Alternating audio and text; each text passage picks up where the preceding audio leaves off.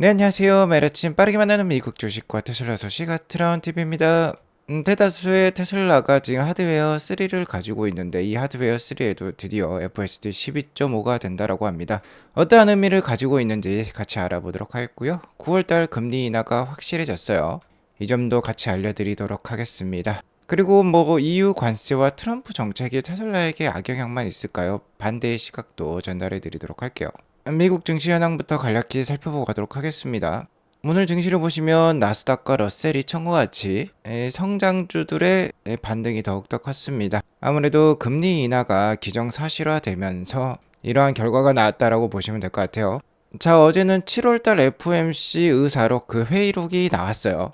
회의록을 살펴보면 연준의 대다수 위원들은 다음 달 회의인 9월 회의에서 금리 인하가 적절할 것이라고 예상을 했습니다. 몇몇 소수 위원들은 7월 달부터라도 금리 인하가 필요하다라고 얘기를 했다라고 해요. 의사록을 통해서 연준 위원들은 최근 인플레이션이 2%를 향해 지속 가능하게 움직이고 있다라는데 그 확신이 높아졌다라고 합니다.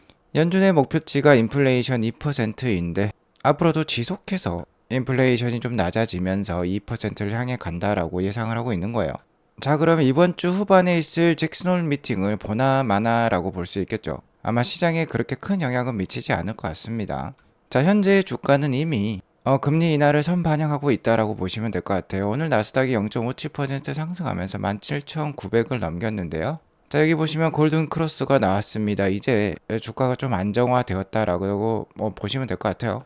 일단 8월 초에 발생했던 경기 침체 우려에 따른 급락에서 이제 완전히 벗어났다라고 볼 수 있겠습니다.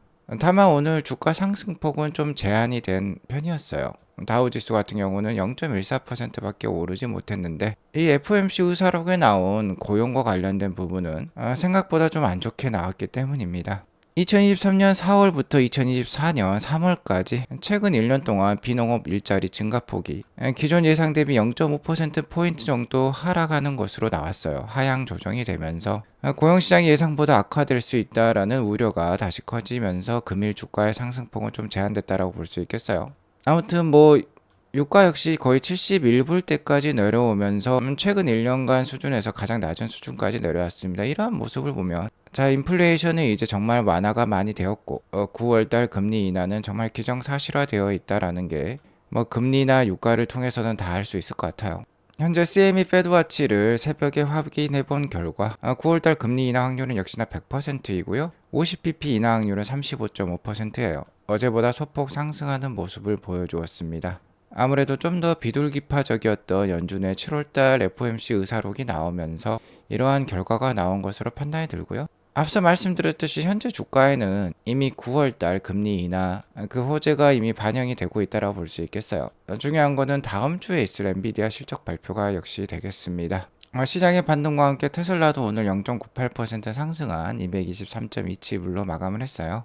일단 엔비디아 실적 발표 전까지 230불 정도까지는 반등의 목표치로 삼고 계속 올라갈 수 있지 않을까라고 조심스럽게 예상을 해보도록 하겠고요.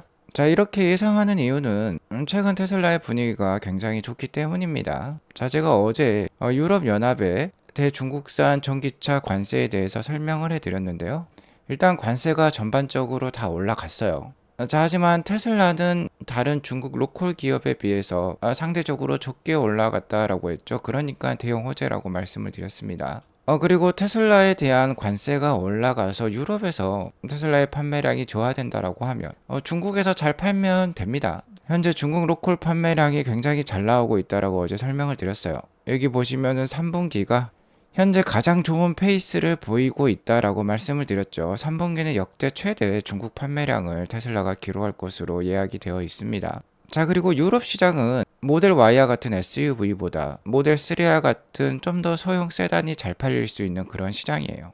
그럼 현재 모델 3 리프레시는 기가 베를린에서는 그러니까 유럽에서는 생산을 하지 않고 있습니다. 전부 다 중국 공장 기가 상하이에서 생산을 해가지고 수입을 해서 유럽에 판매를 해야 되는데 자, 이렇게 관세가 올라가면 모델 3 리프레시 모델이 유럽에서 좀 덜 팔릴 수 있겠죠. 자, 그런데 다행인 소식이 나왔어요. 자, 어제 발표되었던 전주 중국 로컬 판매량 중에 모델 3 판매량이 6,000대나 나왔습니다. 자, 이번 3분기 들어서 가장 좋은 페이스가 나왔어요. 3분기에 보시면 주간 판매량이 뭐 2,000대, 낮게는 800대까지도 나왔었는데 6,000대가 나오면서 중국 로컬에도 이 모델 3가 잘 팔린다라는 게 지금 드러났습니다. 모델 3의 대항마라고 볼 수 있는 게 샤오미의 SU7이라고 볼 수 있겠죠. 같은 세그먼트에서 경쟁하는 모델이라고 볼 수 있겠는데 샤오미 SU7보다 전주 중국 로컬 판매량이 2배 이상 나왔어요. 여기 보시면 이 연두색 막대가 테슬라의 모델 3인데 샤오미보다 훨씬 더 잘 팔리고 있다라는 게 지금 나오고 있죠.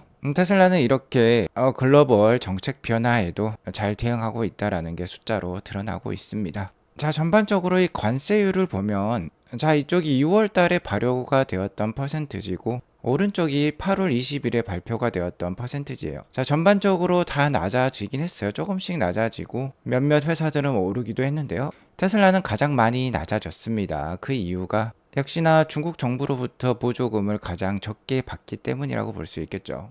자, 아무튼 현재 유럽에서 중국 전기차의 판매량이 급성장을 하고 있습니다. 근데 테슬라의 관세가 가장 적기 때문에 테슬라가 가장 좋은 경쟁력을 보유하고 있다라고 볼 수 있겠고요. 자, 중요한 점은 이거예요. 폭스바겐이라든지 독일 3사, 뭐 벤츠, BMW, 아우디와 같은 회사들이 되겠죠. 그러니까 대부분 독일 회사들이 되겠는데 이 독일 회사들이 높은 영업이익을 계속해서 유지할 수 있는 이유, 글로벌 마켓 셰어를 유지할 수 있는 이유는 중국 시장 때문이었습니다.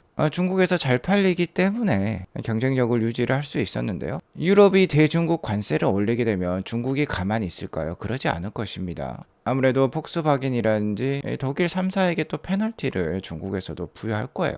그렇게 되면 가뜩이나 테슬라와 중국 전기차들이 득세를 하고 있는데 중국 시장에서 더욱더 입지가 좁아질 수 있습니다. 자, 이후에 이러한 대중국 전기차 관세는 그렇게 오랫동안 유지가 될 수 없을 것 같다라고 전망이 들어요. 아무튼 이러나 저러나 테슬라에게는 있어서는 뭐 유리한 분위기인 것 같습니다.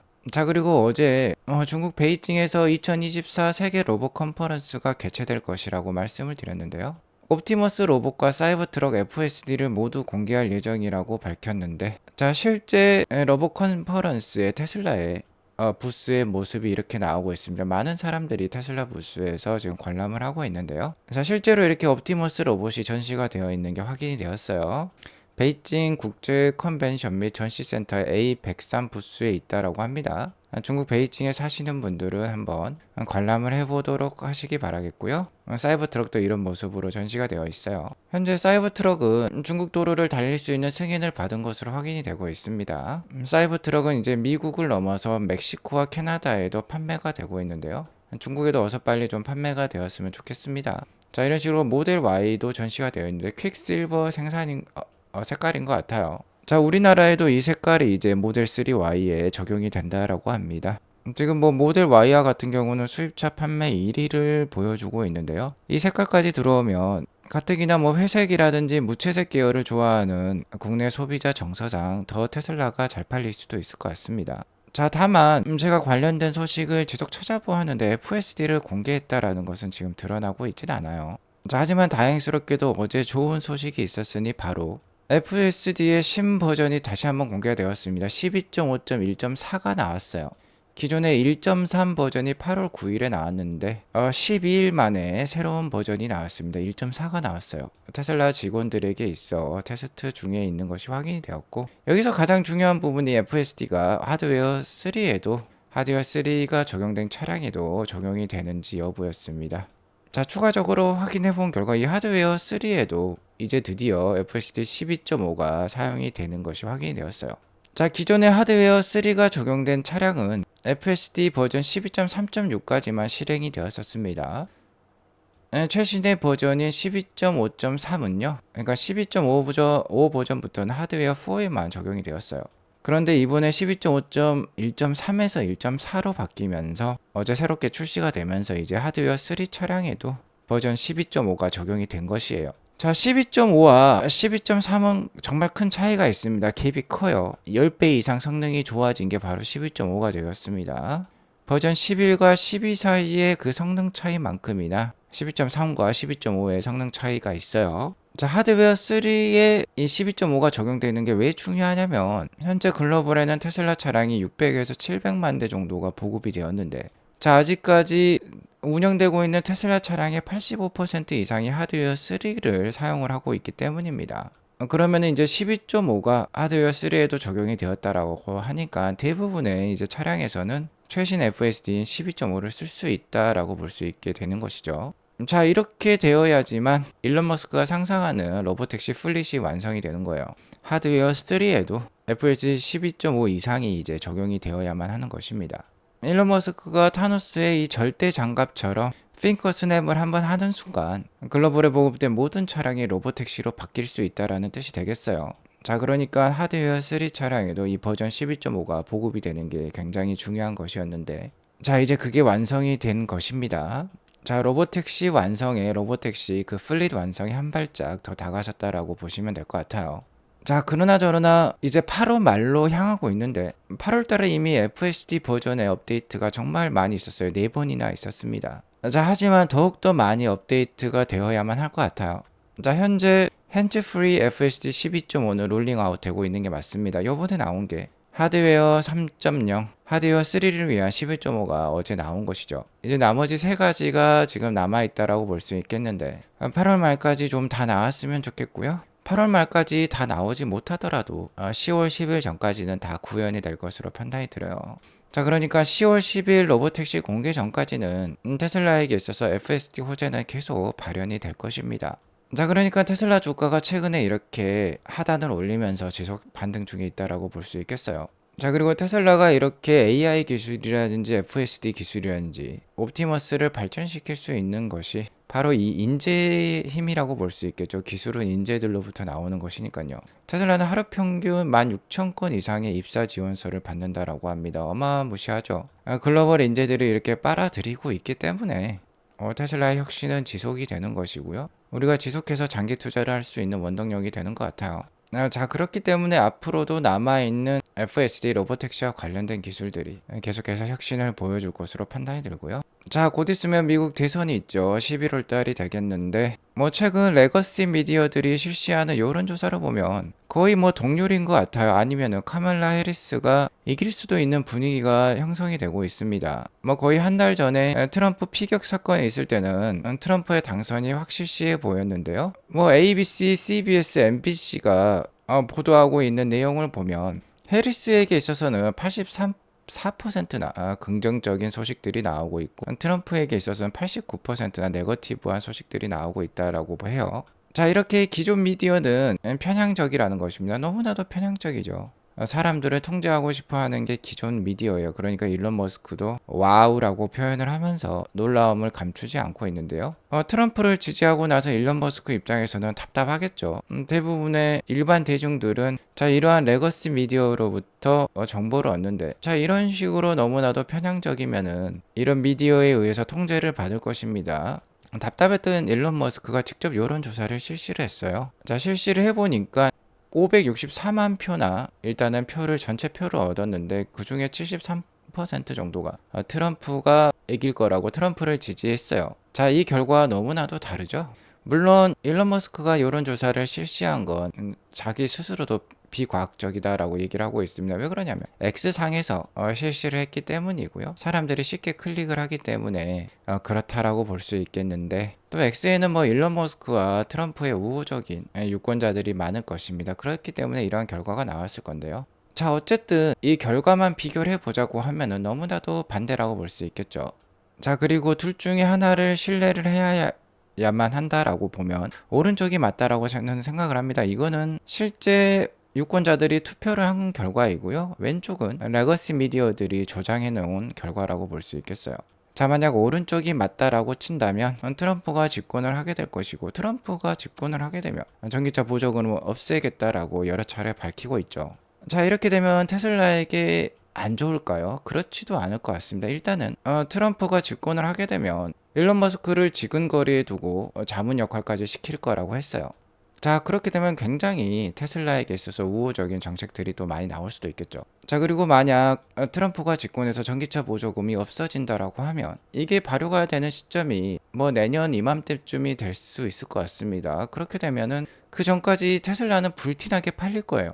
가뜩이나 지금 전기차가 캐준 구간에 떨어졌다라고 하면서 그 판매 성장률이 많이 부진한 모습을 보이고 있는데요. 7,500불에 달하는 보조금 상당히 크죠. 우리 돈 거의 뭐 1,000만 원 수준입니다. 그 1,000만 원 보조금을 받을 수 없다라고 하면 그 받을 수 있는 기간까지는 테슬라가 엄청나게 잘 팔릴 거예요. 폭발적인 판매량을 기록을 할 수 있기 때문에 오히려 이를 계기로 단기간에는 굉장히 많은 테슬라가 팔릴 수도 있겠다. 그리고 전기차 보조금이 없어진 다음에 테슬라는 모델 2와 같은 저가형 차량들이 나오면서 다시 한번 더 큰 경쟁력을 만들어내면서 더 많은 차량을 판매할 수 있게 될 것입니다. 테슬라의 계산대로 시장이 흘러갈 수 있을 거예요.